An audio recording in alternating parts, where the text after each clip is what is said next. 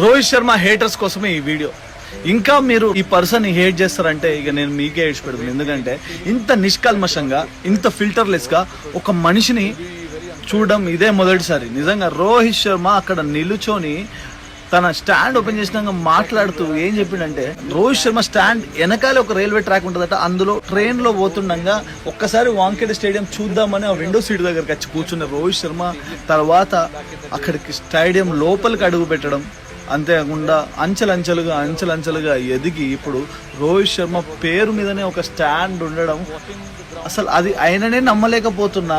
అసలు ఇది ఒక అన్బిలీవబుల్ మూమెంట్. అంతేకాకుండా ఈ స్టాండ్ అనేది నేను ఉన్నా లేకున్నా ఈ స్టాండ్ మాత్రం ఎప్పటికీ ఉండిపోతుంది. దీనికి మహారాష్ట్ర క్రికెట్ అసోసియేషన్కి, అంతేకాకుండా ప్రతి ఒక్క ఫ్యాన్స్కి నేను ధన్యవాదాలు చెప్తున్నా అని చెప్పిండు. అది చాలా ఫిల్టర్లెస్గా అనిపించింది. ప్రతి ఒక్కరు అక్కడ ఉన్న వాళ్ళంతా ఎమోషనల్ అయ్యారు.